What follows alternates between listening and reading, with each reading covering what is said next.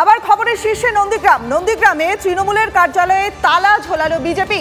বিরুলিয়ায় কার্যালয়ে তালা লাগিয়ে বিক্ষোভ বিজেপির। কি ঘটেছে সেখানে, কেন এই বিক্ষোভ, জেনে নেব আমাদের প্রতিনিধি কনিষ্কর কাছ থেকে।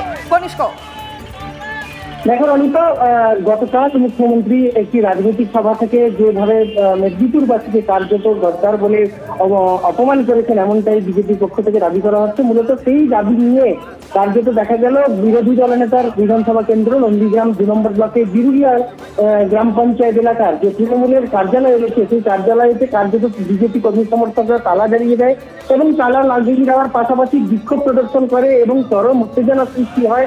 এবং সেই যে তৃণমূলের যে কার্যালয়, সেই কার্যালয়ের সামনে কার্যত টায়ার জ্বালিয়ে তারা বিক্ষোভ প্রদর্শন করে। তাদের মূলত দাবি, মুখ্যমন্ত্রী যে মেদিনীপুরবাসীকে যেভাবে অপমান করেছেন, বিগত দিনে যেভাবে নন্দীগ্রামকে অপমান করেছিলেন, এখন কিন্তু বর্তমান সারা মেদিনীপুর জেলাকে তিনি অপমান করলেন। সেই অপমানে এই যে বক্তব্য, সেই বক্তব্য প্রত্যাহার করতে হবে এবং মুখ্যমন্ত্রীকে ক্ষমা চাইতে হবে। এই দাবি নিয়ে কার্যত বিজেপি কর্মী সমর্থকরা তারা বিক্ষোভ দেখায় এবং তৃণমূল কার্যালয়ে তালা লাগিয়ে দেয়। এবং যতক্ষণ না তৃণমূল নেত্রী বা মমতা বন্দ্যোপাধ্যায় এই বিষয়টা নিয়ে ক্ষমা চাইবেন, ততক্ষণ এই তালা খোলা হবে না বলে এমনটা হুঁশিয়ারি দিয়েছেন বিজেপি কর্মী সমর্থক। বেশ কনিষ্ক, বুঝতে পারছি, ধন্যবাদ তোমাকে।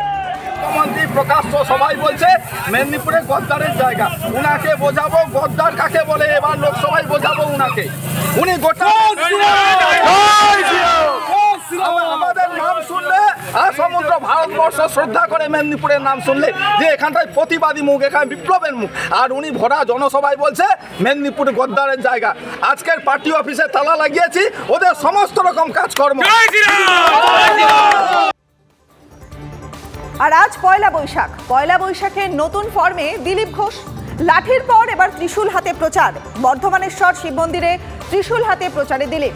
মিছিল করে মন্দিরে পুজো দেন বর্ধমান দুর্গাপুরের বিজেপি প্রার্থী। স্বচ্ছ ভারত আর স্বচ্ছ রাজনীতি করতে চাই, ত্রিশূল তারই প্রতীক, ইঙ্গিতপূর্ণ মন্তব্য দিলীপ ঘোষের।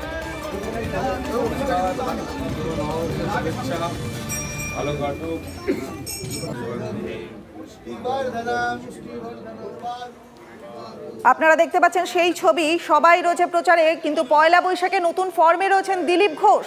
লাঠির পর এবার ত্রিশূল তার হাতে। টিভি9 বাংলার পর্দায় আপনারা দেখতে পাচ্ছেন পথে প্রচারে রয়েছেন সমস্ত প্রার্থীরা। সৌমেন্দুর প্রচারে শুভেন্দু রয়েছেন, প্রচারে সায়নী ঘোষ রয়েছেন, মোহাম্মদ সেলিম, অগ্নিমিত্রা পাল, প্রচারে অধীর চৌধুরী এবং অর্জুন সিং।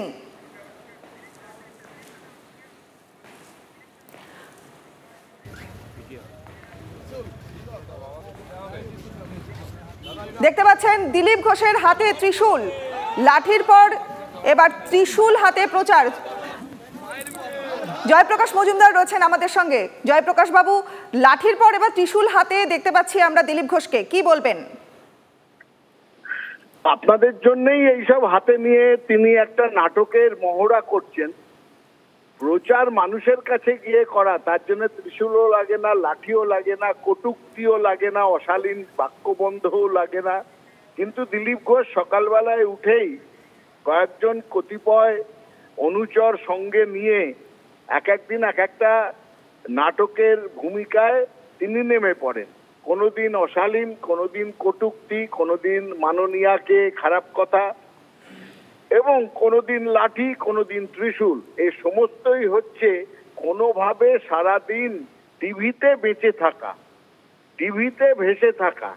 তার জন্যই এইটা মানুষের কাছে। আর যত সমস্ত যারা আছেন প্রার্থী, তারা মানুষের কাছে যাচ্ছেন, তারা প্রচার করছেন। তৃণমূল কংগ্রেসের সমস্ত প্রার্থী উদয়স্ত মানুষের কাছে মানুষের কথা শুনছেন, মানুষের সঙ্গে কথা বলছেন। তাদের ত্রিশূলও দরকার নেই, লাঠিও দরকার নেই। দিলীপ ঘোষ আছেন এমন একটা জায়গায় যেখানে সংগঠন নেই, নিশ্চিত পরাজয়ের সম্মুখীন হতে হচ্ছে। তাই জন্যেই এইসব নানা রকম নাটক করছেন। আর এগুলো নাটকের প্রপ বলা হয়। নাটকের সব নানা রকম বিষয় থাকে, সেইগুলো হাতে নিয়ে কোনোদিন দেখানো, মানুষকে দেখানো নয়, আপনাদের দেখাচ্ছে আর আপনারা সেটা প্রচার করছেন। এটাই দিলীপ ঘোষের পাওনা, যে সারাদিন ধরে এখন হবে দিলীপ ঘোষের হাতে ত্রিশূল। কেন, কিসের জন্যে? উনি কি গুন্ডা না সমাজ বিরোধী? আগে ওটা বলতে হবে। অস্ত্র কেন? তিনি যাবেন নিজের পার্টির কথা বলতে, তাতে ত্রিশূলের। ধন্যবাদ জয়প্রকাশ বাবু। কথা বললাম তৃণমূল নেতা জয়প্রকাশ মজুমদারের সঙ্গে।